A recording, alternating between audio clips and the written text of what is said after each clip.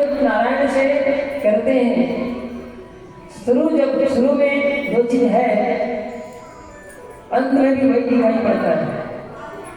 और ब्रजवासी कहते हैं कि बालकों के पांव दिख जाते हैं,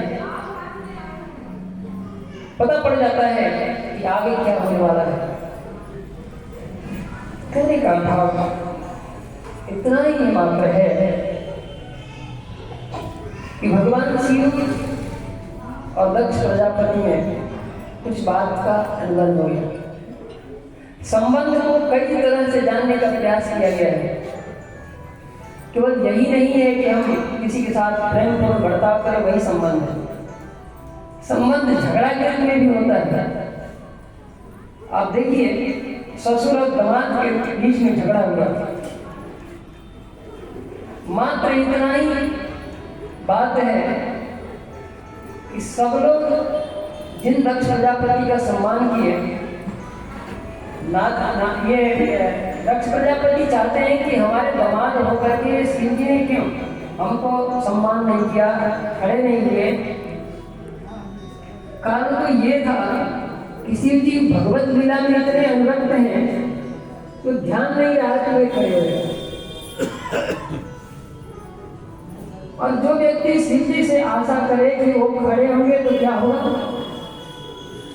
भगवान शिव को खड़ा करने का मतलब क्या है, विनाशी है ना। और क्या होगा, जो ये आशा करे कि शिव जी कुछ करें तो क्या करेंगे, उनका जो काम है वो करेंगे। तो पहले हमें विचार करना चाहिए, उसके बाद अगले से आशा करना चाहिए को क्या दे सकता है क्या नहीं दे सकता है। तो भगवान शिव वैसे इनकी प्रबल इच्छा है कि किसी का नुकसान ना हो। इनकी इच्छा है कि किसी का किसी तरह से नुकसान ना हो। पर अगर यदि कोई अपना सर्वस्व मिटाना ही चाहता है तो क्या करेंगे। शिव जी के प्रति अपना बैर ठान लिया दक्ष प्रजापति ने। और जैसा वर्णन किया गया है, सती चाहती है कि ये मन की मलिनता हमारे पिताजी में और शिव जी में मिट जाए। पर ऐसा होगा कब, दोनों तरफ से जब पहल होंगे किसी काम के लिए तभी बातें बन सकती है। एक व्यक्ति चाहता है कि सामंजस्य स्थापित हो और दूसरा चाहता ही नहीं है, क्या होगा। एक मौका भी आया जब दक्ष प्रजापति यज्ञ करा रहे थे, पर उसमें भी इन्होंने उल्टा ही काम किया। और उल्टा काम किया था, भगवान शिव के लिए स्थान नहीं किया। सबके लिए स्थान है पर शिव जी के लिए स्थान नहीं। तब शिव जी जाए कैसे। सभी लोग को जाते हुए देवी देवताओं को देखा पार्वती सती ने और कहा कि महादेव महादेव मैं भी जाऊंगी अपने पिताजी के यहाँ। बहुत समझाया भगवान भोलेनाथ ने, देवी वहां जाओगी कल्याण नहीं है। मैं जानता हूं कि तुम्हारा स्नेह मुझसे है और तुम्हारा पिता मेरा अपमान करना चाहता है। जब तुम्हें ये पता पड़ेगा कि मेरे स्वामी का अपमान किया गया है या ऊपर किया जा रहा है, तुमसे बर्दाश्त नहीं होगा, तुम झेल नहीं पाओगे उस स्थिति को और कुछ अनुचित कर दो, ये मुझे अच्छा नहीं लगेगा। भगवान शिव ये केवल जान जाए कि सती के साथ कुछ अनर्थ हुआ है, स्थिर नहीं रह सकते। वे बेचैन हो जाए। विद्यापति ने पद में बहुत सुंदर वर्णन किया है। जब भगवती कहती है महादेव एक बार आप नृत्य करके दिखाइए, नाच कर दिखाइए, भगवान शिव कहते हैं कि मैं नाचूंगा पर नाच देखने वाला भी तो कोई होना चाहिए। कौन देखेगा नाच। समस्याएं हैं, इन समस्याओं का पहले निदान करो, उसके बाद नाच देख सकते हैं। कोई समस्या क्या है। वर्णन किया है विद्यापति जी ने। महादेव कहते हैं कि हमारी जटाओं में गंगा है, उनका वेग अगर कहीं बढ़ गया तब क्या होगा?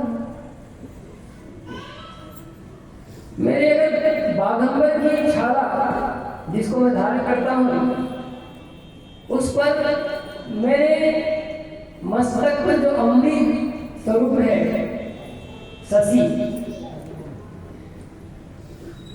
इन सब का सामंजस्य स्थापित करने पर कहीं वो बाघंबर जीवित हो जाए तो,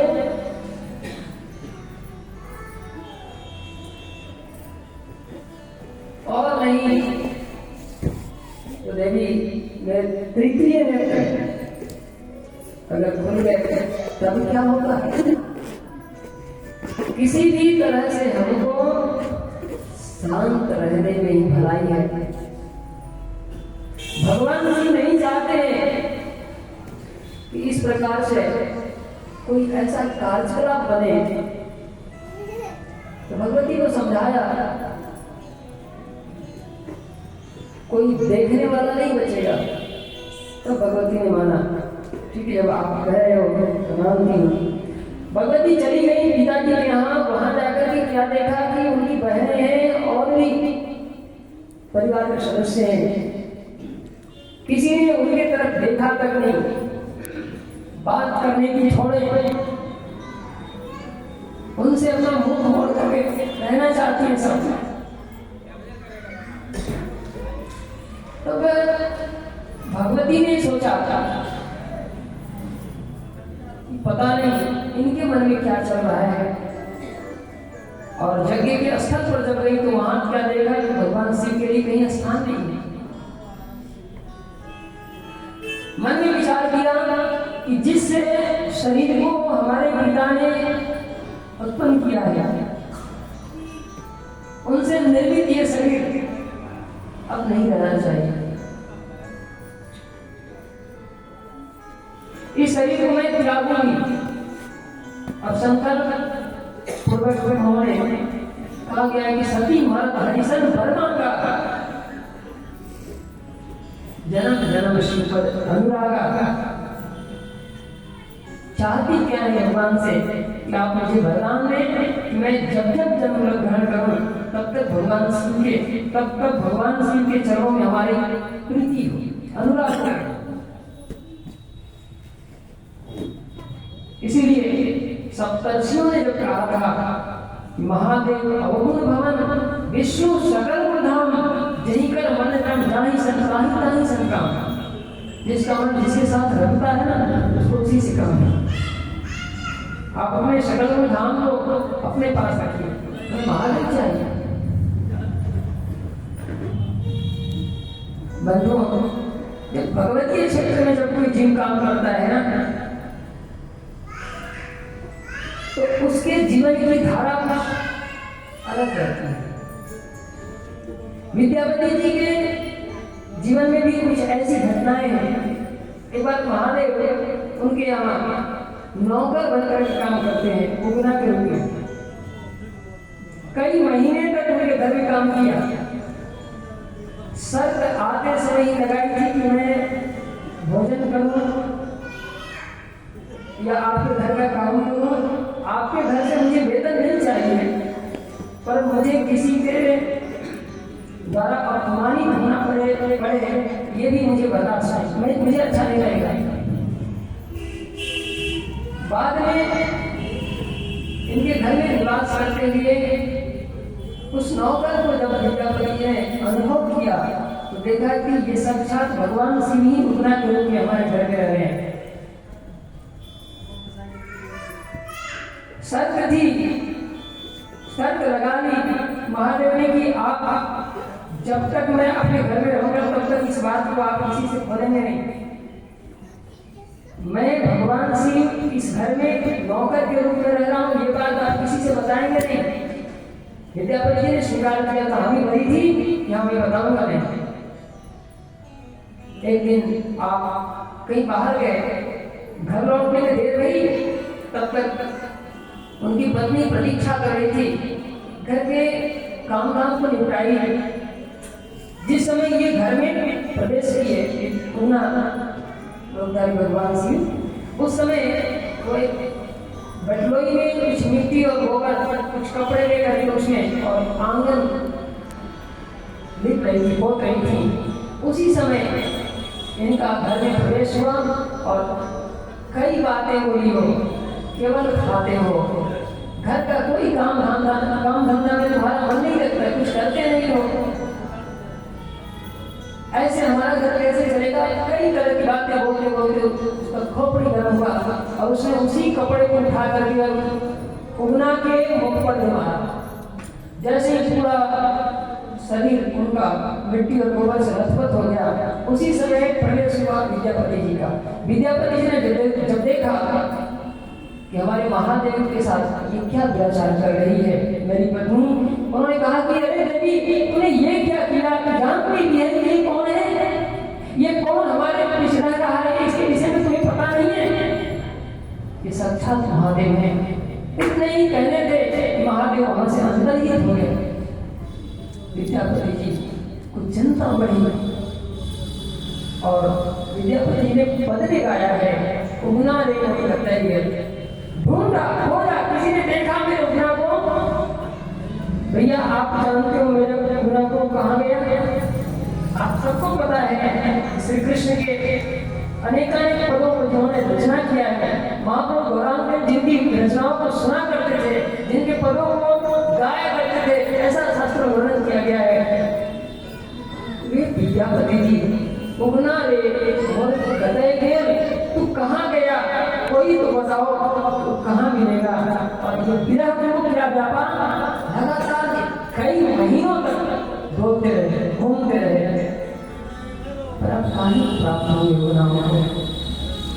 तो जब जीवन में भक्ति की धारा, प्रेम की धारा प्रवेश करती है, तो चित्त की वृत्ति को बदलने की कोई आश्चर्य की बात नहीं है। तभी तो भागवत महापुराण के एक श्लोक में कहा गया है, द्रवति यस्य चित्तम,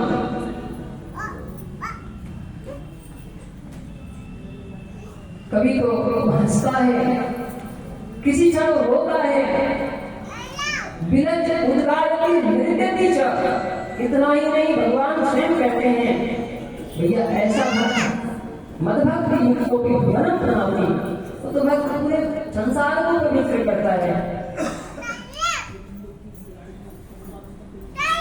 कहाँ तक कहा जाएगा, भगवान ने स्वयं भक्तों की महिमा गाई है। साधु हृदयम मह्यम साधु नाम हृदयम तमम मदन गति न जानती नाम ते जो मनागति। वो मुझे मेरे सिवा और किसी को जानता नहीं है, मैं कैसे उसके सिवा किसी को जानूं। तो ये संबंध का स्वरूप जो है, भगवती ने अपना स्वरूप त्याग किया, यज्ञ कुंड में अपने आप को आहुति दे दी। तत्पश्चात महादेव अपने गुणों के द्वारा जो जो वहां कार्य किए, उसके द्वारा कहा जाता है कई जगह ऐसे स्थान बने जहां पर देवी के उनसे विग्रहों की पूजा की जाती है। इसके बाद पूछते हैं कि सती गई, परीक्षित पूछते हैं सती का आगे का कुछ जीवन चरित्र है, भागवत में तो वर्णन नहीं है, पर आगे अपने पिता हिमाचल मां मैना की बेटी परम दुलारी जगदम्बा विद्या गिरिवर के ध्वजाई, आपने जन्म ग्रहण किया। उन लीलाओं में कई विचित्र स्थिति थी, यहां तक कि साक्षात महादेव प्रकट होकर कहते हैं देवी मैं तुम्हारे सामने हूं, अपना हाथ बढ़ा।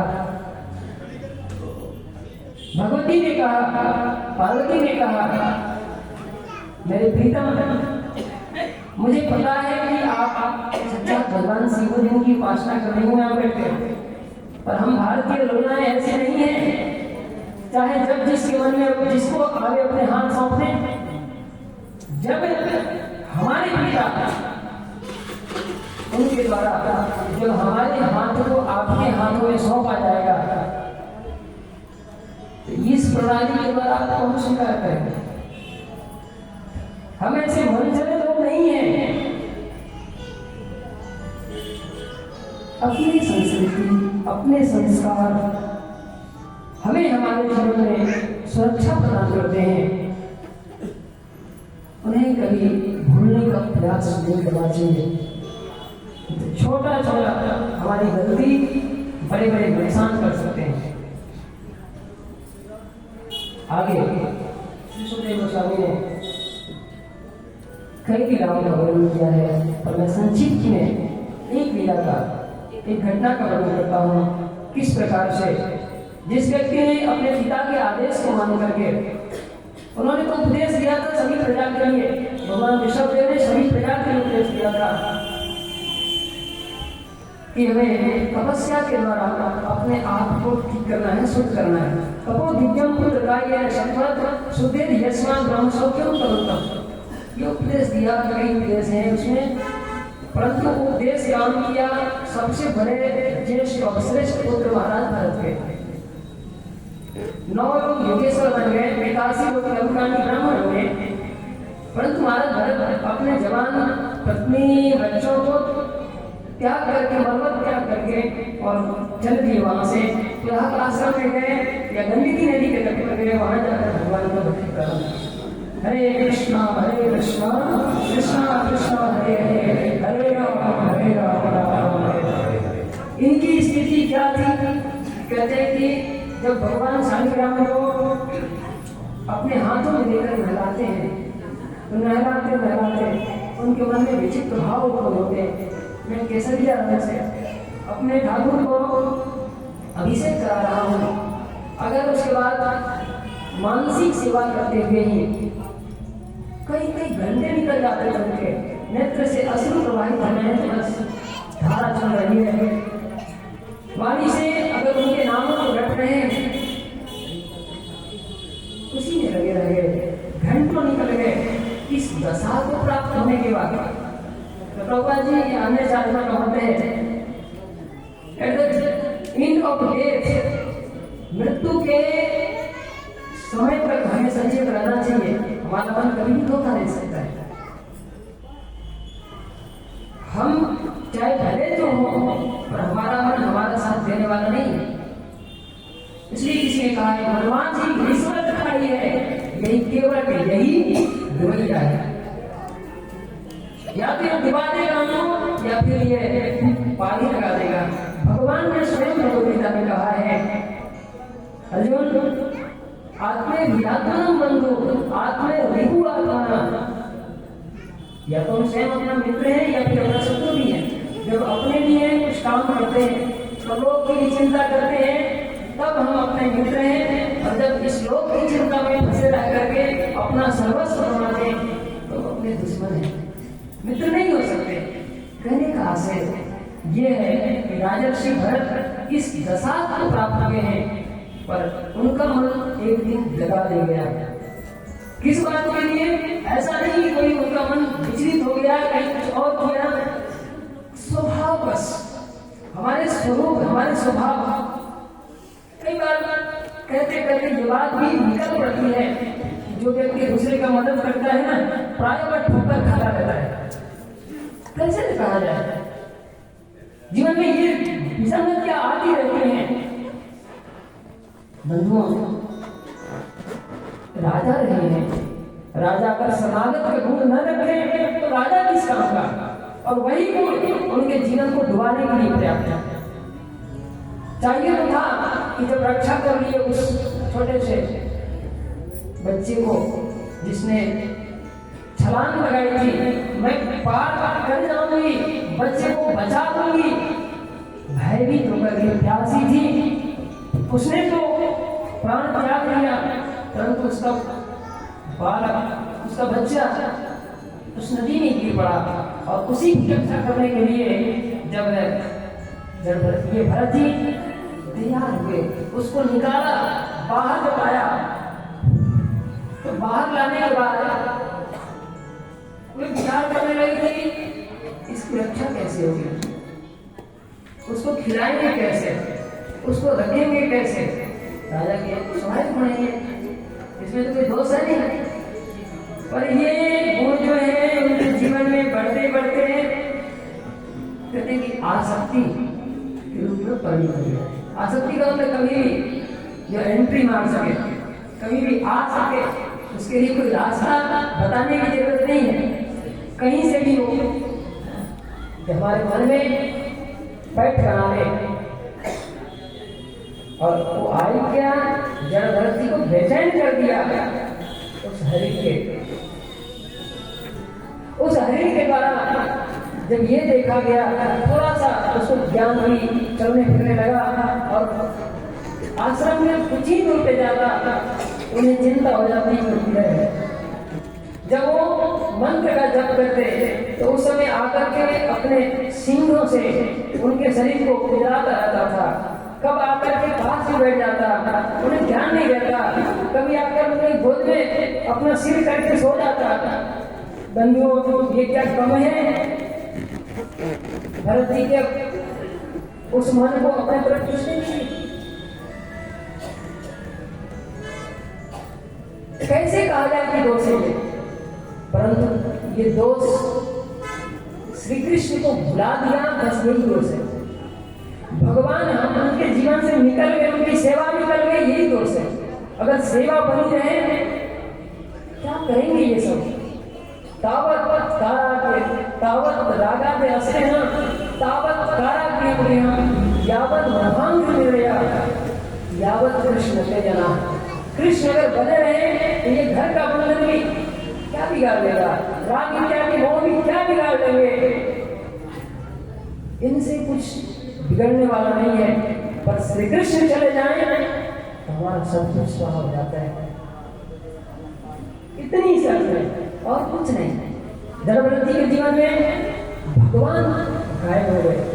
जिस भगवान ने की वाणी है, यम यम वाक्य स्मरण भावम प्रजन्ते कलेवरम तम तमेव इति भवन्ते स्वात्म भाव भागितः। भगवान क्या किए, क्या कह रहे हैं कि अपना शरीर जिस भाव से छोड़ते हैं उस शरीर को प्राप्त करेंगे। ये हरि का स्मरण करते हुए शरीर छोड़े तो कहाँ जाएंगे, हरि के शरीर में जाएंगे। वहां गए पर पीछे भजन किया था ना, भजन न छूटे। भजन अगर कर लिए कुछ समय तक उस भजन का प्रभाव जीवन में रहेगा। हमें स्मृति बनी रहेगी कि पिछले जन्म में हम कौन थे, फिर भजन करना है। ये बात अर्जुन ने तो पूछा, प्रभु अगर बीच में ही हम डिस्टर्ब हो गए, भक्ति नहीं पूरा कर पाए तो क्या होगा।